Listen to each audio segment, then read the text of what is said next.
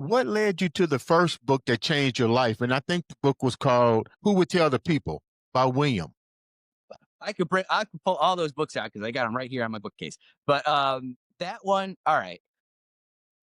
I graduated college in 2001. I was gonna go live in Turkey. I was gonna teach English in Turkey. I took 4 semesters of Turkish language, and Mhm. I was all set to go live over there in 2001. I was supposed to fly out September 13th, Mhm. 2001, and of course September 11th, 2001 happened. And everybody I knew was like, "Oh my God, you can't go live in the Middle East. You can't go do it." Right. So I didn't. I ended up staying here and starting a career in media.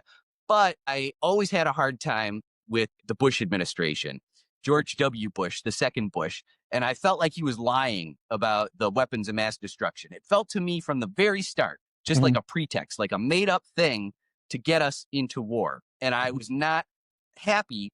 I was listening to talk radio and I was, uh, reading the New York Times and feeling dissatisfied by the kind of message that I was getting from all Mhm. mainstream sources. And I Mhm. was feeling that frustration for a long time. And I was feeling like the Democrats were just as much a problem as the Republicans in kind of maintaining the existing hierarchy of power. Mhm. And so I was feeling very fed up by the end of the Bush administration. And that's when I decided that, I had an idea for a third political party back then. And that set me on a journey for writing a book which never was actually published.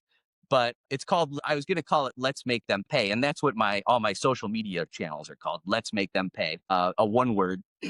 That's how I found William Greider's book because I was looking for things to understand, like why things never change. Why is it so hard for things to change for the people, for the public? And Greider's book, he took a look at our government and how money power is really the main thing that guides our legislation and what actually happens in government. And that was a big eye opener for me. There's one passage in there where he talks about there was some congressman and they were arguing about some law they were going to pass that was mostly going to benefit corporations. And this congressman was like, can't we once in a while just do one thing for the public to Mhm. actually help them when we pass these laws? And it just was like a light bulb went off when I heard that. I was like, yeah, Mhm. why is that so hard? How come that never happens? And that leads us to, the wider discussion of class consciousness, because there's this word woke. The President Trump and his administration hate everybody who's woke right now. They Yeah. try to turn woke into a bad word. But Mhm. what does woke mean? Woke means awake. And consciousness is when Right. you're awake. Mhm. And so class consciousness is just adding to that awake, to being awake to the fact that the rich, we call them the rich, but what they really are is the owning class, the people who own all the companies and all the stocks and all the wealth in our country call all the shots. Yeah. And so that's what it means to be class conscious, is to see that.